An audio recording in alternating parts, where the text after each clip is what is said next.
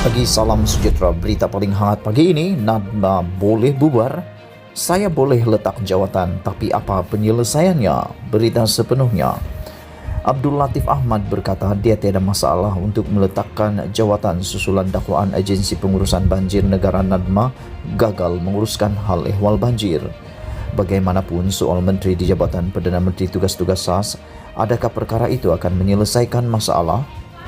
Bubar Nadma boleh, saya setuju. Saya letak jawatan pun boleh. Saya sudah 6 penggal jadi wakil rakyat, tiada masalah. Tapi apakah solusinya? Soalnya dalam wawancara dengan Sinar Harian. Dia justru meminta pengkritik mengemukakan cadangan untuk menguruskan banjir dengan lebih berkesan di negara ini. Kalau kata hendak suruh letak jawatan semata-mata, negara kita akan bertukar Perdana Menteri setiap 3 bulan. Dia dipetik sebagai berkata. Sementara itu, Abdul Latif berkata, kenyataannya yang sekarang tular mengenai Nadma sebenarnya dibuat di Dewan Rakyat pada 15 November lalu dan diambil di luar konteks. Ketika itu banyak soalan yang dibangkitkan mengenai Nadma lambat memproses bantuan.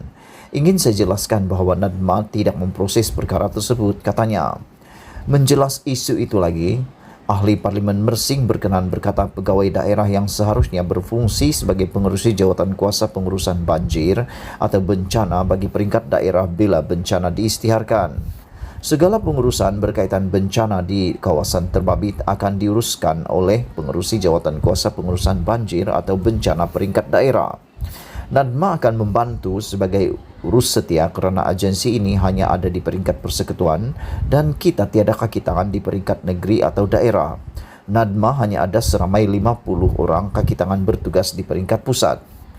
Jadi, segala urusan pengurusan bencana akan diuruskan di peringkat negeri. Pengerusinya adalah Setiausaha Kerajaan Negeri SUK.